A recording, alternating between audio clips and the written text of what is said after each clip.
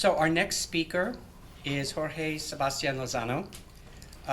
Jorge is an assistant professor of art history at the University of Valencia, where he also received his undergraduate and graduate degrees. He completed his education in Madrid and in New York at Columbia. This term, however, this semester, he is a research fellow at Harvard University and escaped the latest round of blizzard weather, as did I, so well done. His research is focused mostly on the role of women in the Spanish court culture of the early modern times as patrons, artists, or cultural agents at large. He's contributed to some volumes on the topic and published articles in scholarly magazines and exhibition catalogs. And he's been involved for years in a number of contemporary art exhibitions. He's more recently researching into Christian spirituality and its influence in today's artistic practices. And he will be speaking to us today on Taming the Invisible, Video Art in Search of the Words New Faces. So please join me in welcoming Professor Sebastián-Lozano. Well, first of all, I would like to thank the conference organizers for accepting my proposal to take part today and participate in this very interesting workshop, symposium. Months ago, in an interview with one of the artists that I'll be later talking about, David Lopez, and remembering with him his, let's say, his first forays into video art, he told me, and I quote, "Having been trained primarily as a painter, experimenting with video quickly struck me as a very powerful yet unspecific way of reaching out to audiences that seemed as surprised as I was, finding a living artist interested both in video and in Christ," unquote. It seems to me this quotation a fitting introduction to what I consider to be a first feature, common trait among all the artists, and I would say most of the artists that we have also seen this morning, and definitely the ones that I'll be dealing with. Of course, interpretation is open, that's obvious, of course.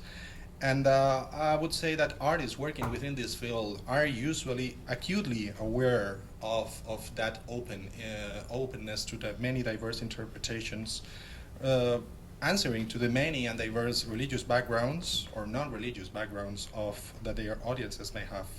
And I would say that most of them are especially keen on leaving those works as open to interpretation as possible. One of them speaks usually about stratifications of meaning to somehow give a metaphor for this openness to various receptions that may vary from the explicitly theological to the environmentally conscious, or may just happen to be made public in locations of public worship, or in many cases on religious heritage sites. That's been fairly common throughout Europe, and of course in many cases with secular exhibition spaces.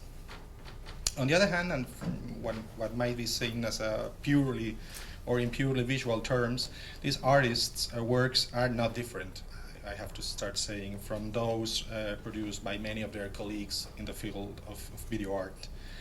All of them share an effort to mark a strong difference to present-day frantic consumption of moving images. All of them are interested in altering the perception of space through the immersive participation of spectators, through even, of course, multimedia installations, but even multisensorial experiences. And as we'll see later, the offering to the spectators the possibility to engage actively through physical interaction with the works is an essential trait of their work.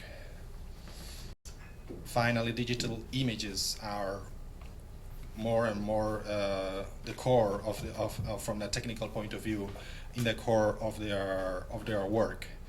And well, it's clear that these sensory experiences, the technical quality and the interactive variations have been greatly made possible through this technical and digital imagery. I'm going to speak about 6 artists here. A good number of them are Italian or Spanish, and I make no claims to excuse for it. It's very simple from my own historiographical, professional, and personal situation, but there is no attempt at all here to be exhaustive. Well, then, coming to this first idea, light. Well, it might be obvious, but it definitely is not obvious for many of these artists, and in the way that they theorize and they devise their own works. As you may have read, concepts and practices in dematerialization, in color, reappropriation, and projection play a fundamental role in many of their works. Historiographically, of course, this can be derived and is derived definitely from post-minimal artists like James Turrell, Robert Irwin, Dan Flavin, who began this path of questioning spatio-temporal coordinates and making light and sound become the substance of the work. Paul Chan, that you probably will know better than me since he's an American artist, he has dwelt on many of these, many diverse references, cultural references, and political references, and literary references in his works, and religion, and Christianity has always played an important part in those works. In one of them that may come immediately to mind, the 7 Lights, are actually a series of 7 pieces dating between 2005 and 2007. He has engaged with the archetypal symbolism of light and shade in Western cultures. As you can see, these projections his images are projected onto the floor, and he plays a lot with shadow and light.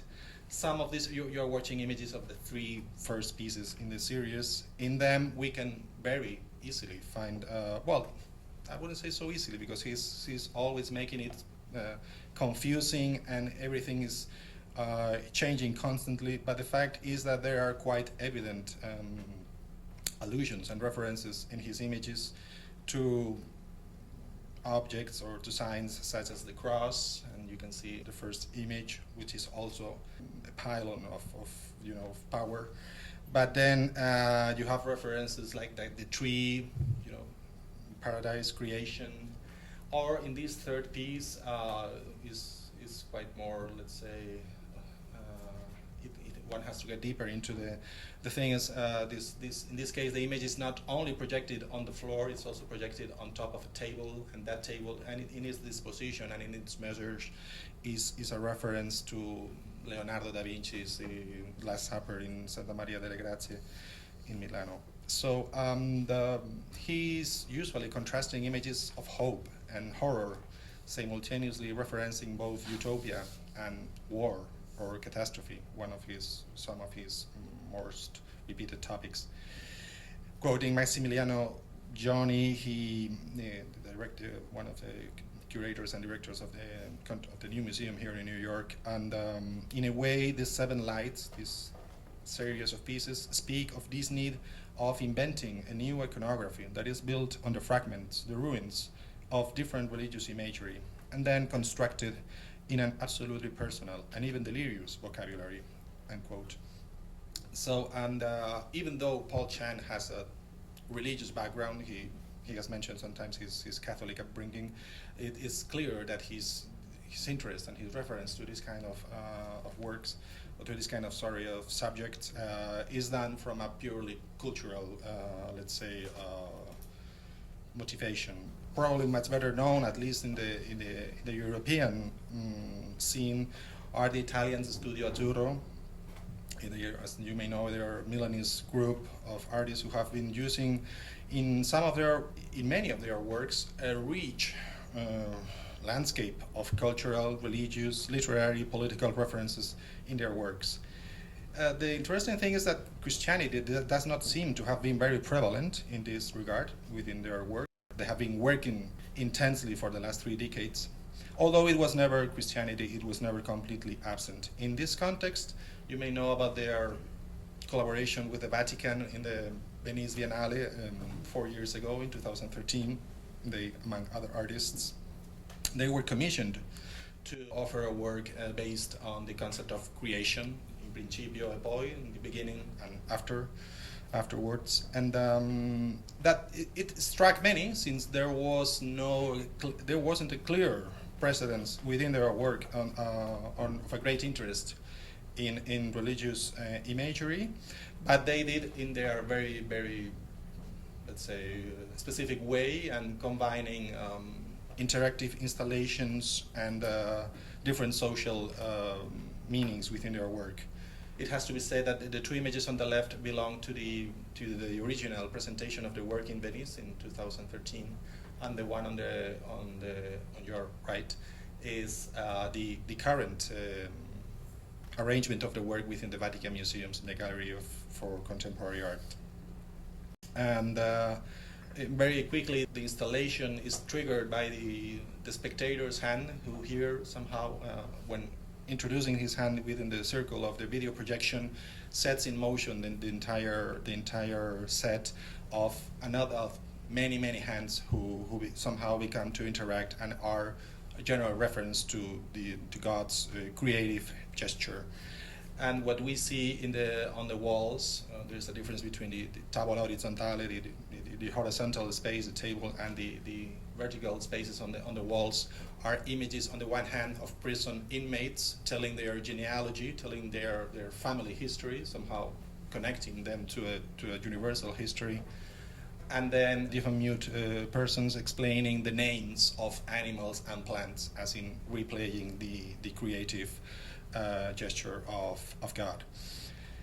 And they have, if I had to choose one trait that seems to have been essential in the development of their work, is the effort to make the spectator become the artist, to make the spectator interact with the work and approach it, and somehow professing a humility within, an attitude of humility within their Studio Azzurro's creative effort. And this interest in interactivity has led them to interactive video installations, or as they call them, sensitive environments.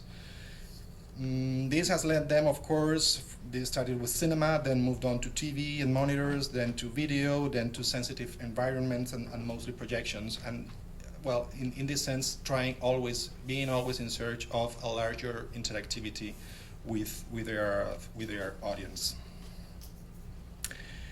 If we move on to other artists, probably much less known than the ones mentioned so far, I would like to dwell for a second on Nicola Evangelisti, an Italian. He has been very active. He's very active in the field that we make, well, that's called projection mapping, video mapping. You know, these projections on urban spaces, architectonic environments.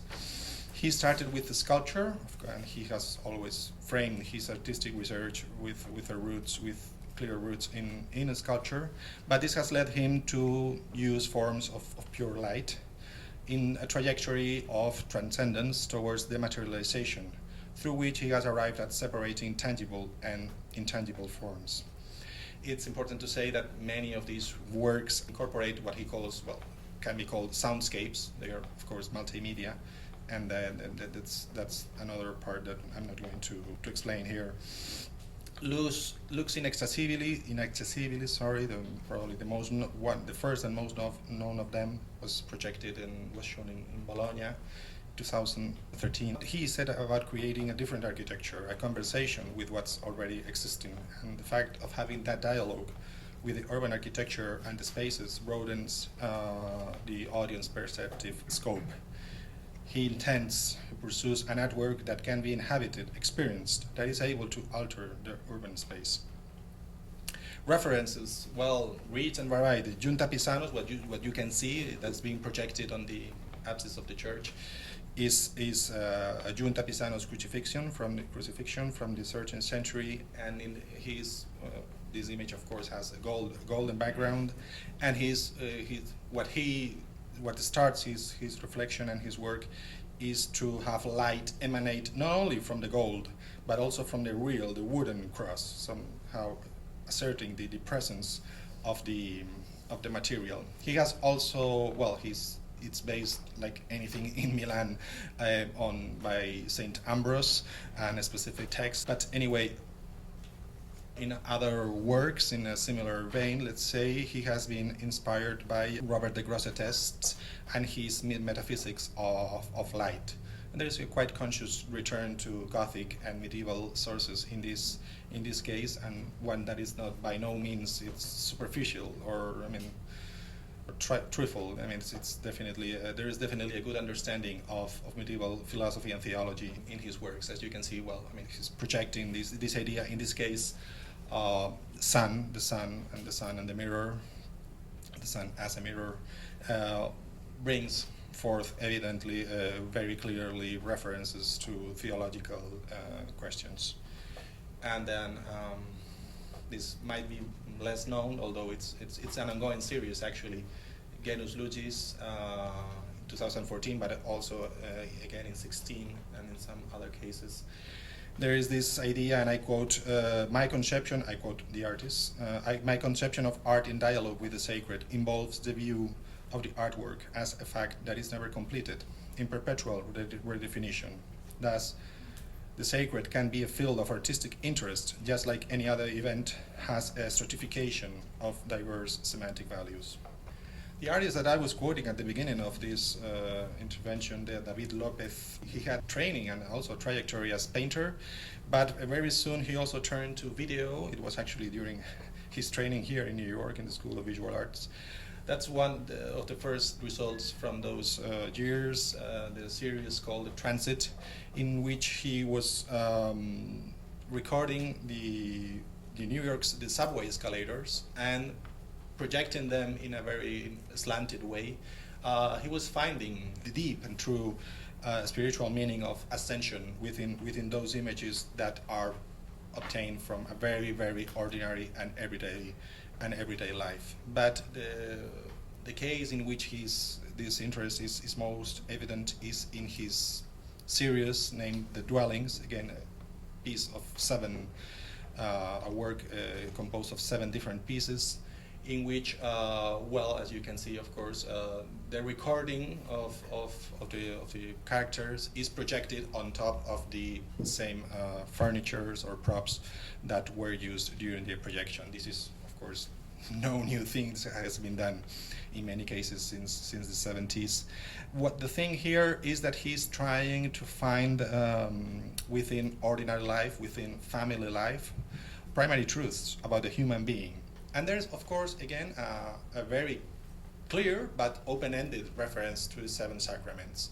So each of these pieces, in this case, there is a reference here to the sacrament of priesthood and the act of reading as a reference of that proclaiming of the word. But then there is also a strong personal involvement in this work, since most of the characters that he has been filming are his family. In this case, that's his wife. And but well, in any case, these roots, let's say, he finds in everyday rituals, of transcendent realities, are what are really interesting him for the last years.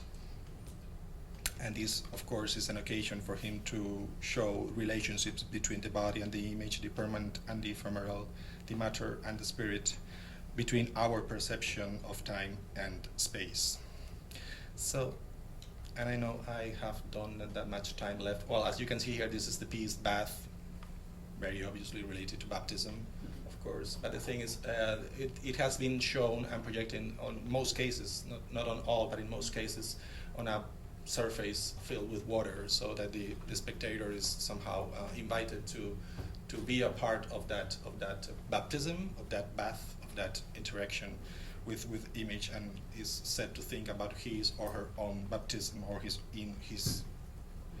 or her personal involvement in family life. Davide Coltro, also from Italy, he has had a great exposition in Italy after his show in the Venice Biennale in 2011. This piece on your right, Res Publica 1, it's not related to the transcendence. That one is particularly related to the Italian history, the identity, nationhood, the landscape But that's been his, and I just use it to illustrate the concept that is key in his career, which is what he calls the cuadro electrónico, the electronic painting, the electronic tableau.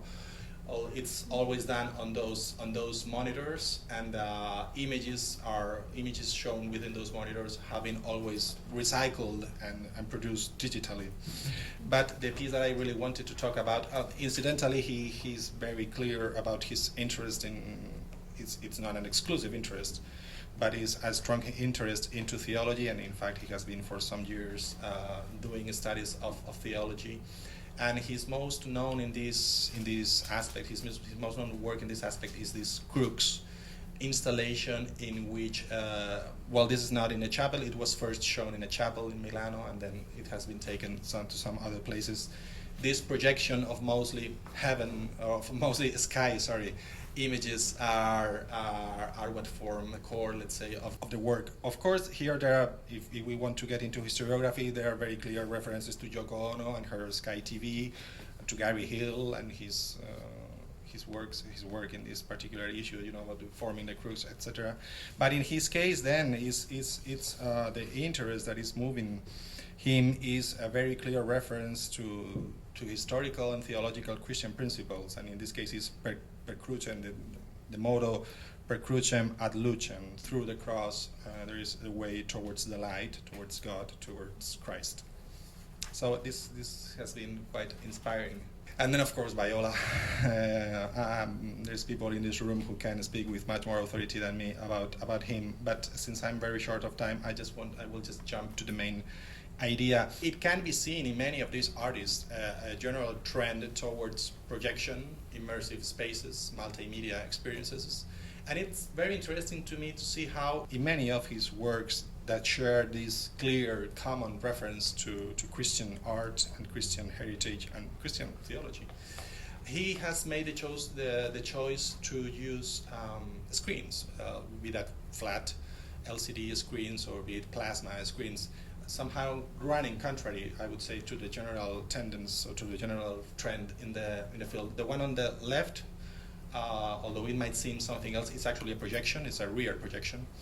But the one on the right, which is the way the Quintet of the Silent was shown in Madrid in 2014, although it has a long previous run, it's usually shown on plasma screens. And then there is a very clear in some of his other works. If you work, as I have done for a long time in Renaissance imagery, that kind of image on the left, it's really, it's a lesson in history, and it's very rich in meaning and in references.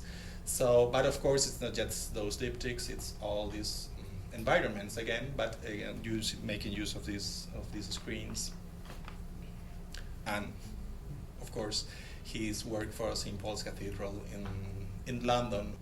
I can help thinking of an altarpiece, and I can help thinking of a very, let's say, clear reference to, well, it's a polyptych, it's a triptych, the size of the screens.